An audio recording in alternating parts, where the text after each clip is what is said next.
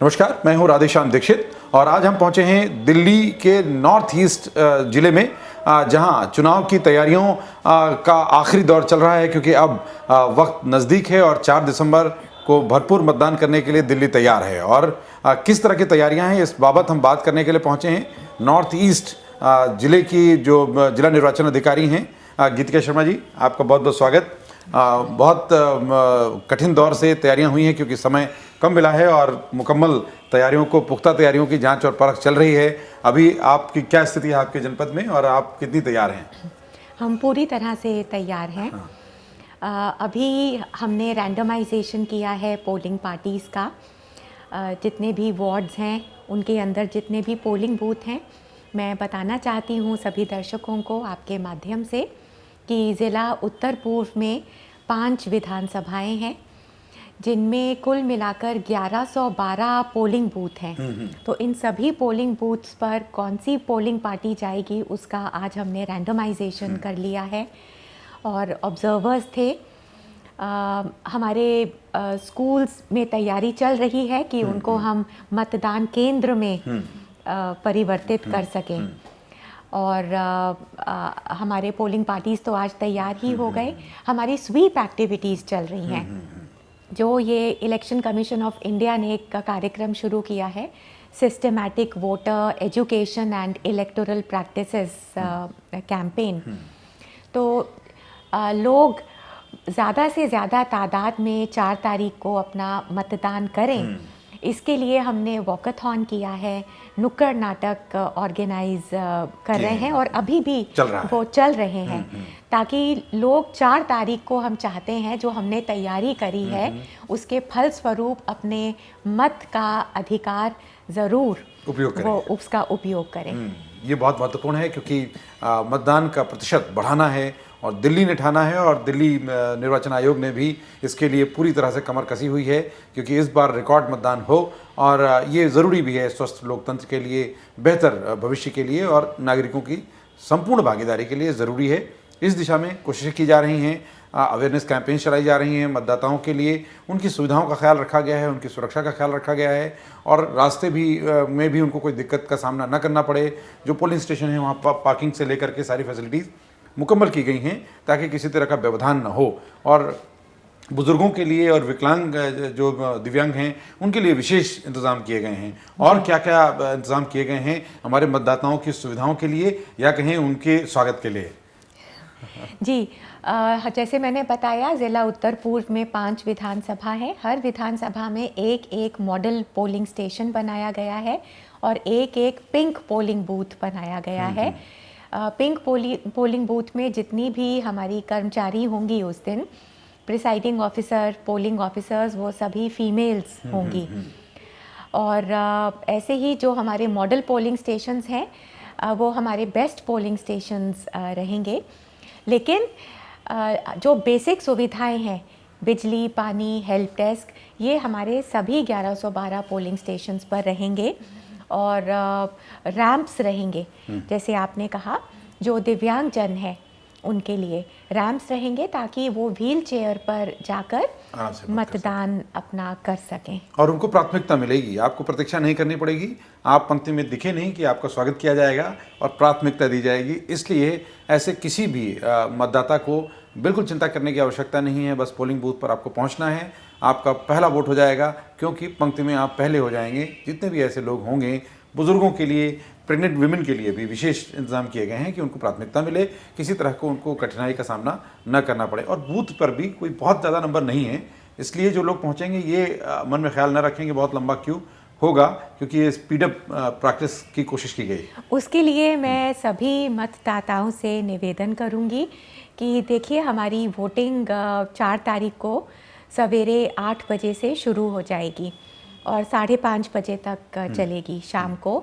तो हम शाम तक का इंतज़ार ना करें, हम सुबह होते ही अपने पोलिंग बूथ पर पहुंच जाएं, तो हमें लाइन में भी नहीं लगना पड़ेगा और हमारा नंबर जल्दी आ जाएगा। पहला काम अपना मतदान, अगर आपने ये ठाना है तो आपको काम में कोई दिक्कत भी नहीं होगी और सुबह का समय भी अच्छा रहता है।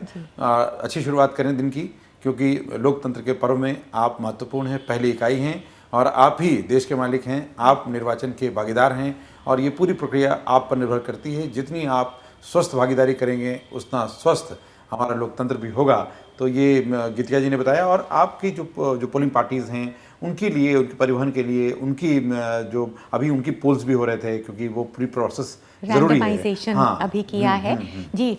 हमने पोलिंग पार्टीज़ की 3 बार ट्रेनिंग करी है और जो सेक्टर ऑफिसर्स हैं उनको भी हमने 4-4 बार ट्रेनिंग दी है, जिससे जो इलेक्ट्रॉनिक वोटिंग मशीन्स हैं उनकी कमिश्निंग जिससे ठीक प्रकार की गई है और सेक्टर ऑफिसर्स की भी हमने पुख्ता ट्रेनिंग करी है, जिससे क्योंकि सबसे पहले सेक्टर ऑफिसर ही पहुंचेंगे अगर कोई भी किसी भी प्रकार की दिक्कत आई। तो हमने ट्रेनिंग बहुत अच्छे प्रकार से की है। पोलिंग पार्टीज़ की वोटिंग मशीन्स की कमिश्निंग हो चुकी है, यानी कि वो तैयार हो गई हैं, सील बंद हो गई हैं स्ट्रॉन्ग रूम्स में। और एक चीज़ आपने कहा सीनियर सिटीजन्स के लिए क्या तैयारी है, तो मुझे बहुत खुशी हो रही है बताकर हमारे पूरे उत्तर पूर्व ज़िले में 3 ऐसे मतदाता हैं जो कि 100 वर्ष के ऊपर जिनकी आयु है। अभी जो सीनियर सिटीजन्स डे था 1 अक्टूबर, उस दिन हमने उनको फेलिसिटेट किया था, उनके घर जाकर उनको गुलदस्ता देकर हमने उनका अभिनंदन किया था। और हम पूरी उम्मीद करते हैं कि हमारे जो ये 100 वर्ष की आयु से ऊपर वाले मतदाता हैं ये ज़रूर उस दिन अपना वोट डालें। हाँ, और बिल्कुल। और किसी ऐसे वरिष्ठ जन को अगर घर से आने में दिक्कत है उसकी भी इंतज़ाम आयोग ने किए हैं और उनके घरों पर भी वो देने की व्यवस्था पोस्टल बैलेट का इस बार है।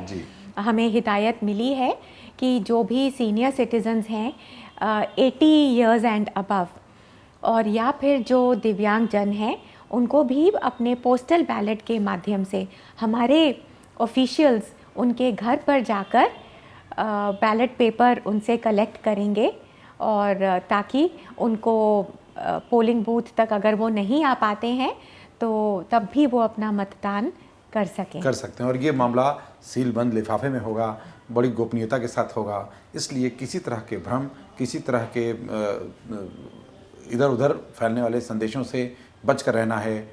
आपके लिए व्यवस्था पूरी पुख्ता है और आपको भी अगर कहीं कोई संशय या कोई संदेह है भी तो इलेक्शन कमीशन की हेल्पलाइन है, उस पर आप सूचना भी दे सकते हैं। आप पूरी प्रक्रिया के निगरान भी हैं, आप भागीदार भी हो सकते हैं। तो आप एक अच्छे नागरिक की भूमिका निभाएं और पूरी व्यवस्था अच्छे ढंग से, सुचारू ढंग से आगे बढ़े और बेहतर परिणाम के साथ दिल्ली देश को एक नई दिशा दिखाए और सभी जगहों पर जो चुनाव होने हैं मत प्रतिशत बढ़े, नागरिकों की भागीदारी बढ़े, ऐसी अपेक्षा है। और जो किसी भी पोलिंग बूथ पर अगर पहले तो कोई चुनौती नहीं आएगी और अगर कोई चुनौती आती भी है तो उसकी भी बैकअप प्लान्स भी आयोग ने प्लान किए हैं। क्या प्लान्स हैं, थोड़ा वो भी बताएंगे?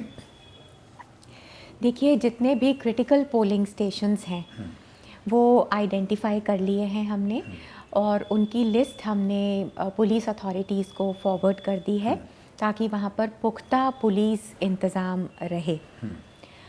और इसके साथ साथ हमारे वैसे भी सिक्योरिटी अरेंजमेंट्स फुल प्रूफ रहेंगे और पोलिंग पार्टीज़ की तरफ से पोलिंग एजेंट्स रहेंगे जो पूरी निगरानी रखेंगे और बूथ लेवल एजेंट्स रहेंगे वहाँ पर।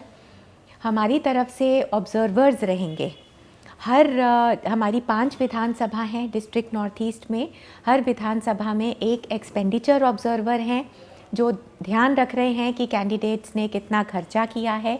हर विधानसभा में एक जनरल ऑब्जर्वर हैं जिनकी निगरानी में, जिनकी देख रेख में सारी प्रक्रिया हो रही है कि किस तरह से वोटिंग मशीन्स का रैंडमाइजेशन हुआ। जैसे ताश के पत्तों को हम शफल करते हैं, जब हम ताश की कोई गेम खेलते हैं उसकी हम शफलिंग करते हैं, तो वैसे ही हमें पता नहीं होता कि कौन सा पत्ता किस खिलाड़ी के पास जाएगा।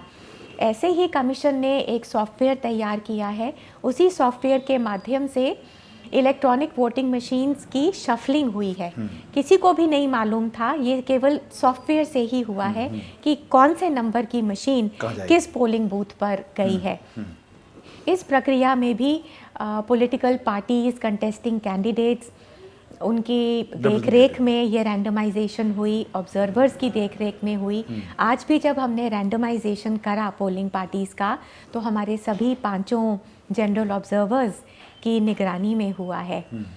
और इसी तरह से उस दिन भी पोल डे के दिन ऑब्जर्वर्स रहेंगे, माइक्रो ऑब्जर्वर्स रहेंगे, कि अगर जो पोलिंग स्टेशन सेंसिटिव हैं, क्रिटिकल हैं, तो ऐसे हर पोलिंग स्टेशन के लिए एक माइक्रो ऑब्जर्वर रहेंगे। बहुत पुख्ता तैयारी है। शुचिता का पूरा ध्यान रखा गया है और पारदर्शिता का पूरा ध्यान रखा गया है। फिर भी इसके बाद भी अगर किसी के मन में कोई संशय है तो इलेक्शन कमीशन की वेबसाइट भी है, फ़ोन नंबर्स भी हैं, ईमेल भी है और यहाँ तक अब मोबाइल ऐप भी है। आप सीधे वहाँ कंप्लेंट भी कर सकते हैं और उस पर इमीडिएट एक्शन होगा, क्योंकि इलेक्शन कमीशन का कंट्रोल रूम पूरी तरह से सक्रिय है। उसके लिए भी अच्छे ऑफिशियल्स तैनात किए गए हैं ताकि आपकी किसी भी सूचना को वो तत्काल दर्ज करें और उस पर इमीडिएट एक्शन हो पाए, चाहे वो किसी भी जिले से संबंधित क्यों ना हो। और ये सब इसलिए है ताकि लोकतंत्र का ये पर्व न केवल सुरक्षित बल्कि पूरी पारदर्शिता के साथ संपन्न हो सके और बेहतर परिणाम के साथ हम लोग अच्छे पार्षदों का चुनाव करने में कोई बाधा न हो और हम अपने कार्य को संपन्न कर सकें। बिल्कुल। चलते चलते अंतिम अपील आपकी तरफ से कोई? बिल्कुल। जितने भी मतदाता हैं ज़िला उत्तर पूर्व में, आप सभी से मेरा निवेदन है कि आप 4 तारीख को आपका जो वोट का अधिकार है उसको आप ज़रूर एक्सरसाइज करें, क्योंकि हर एक वोट में बहुत ताकत है। इस चीज़ का आप ज़रूर ध्यान रखें। आप उस दिन ज़रूर आइएगा, हम आपका इंतज़ार करेंगे आपके पोलिंग बूथ पर।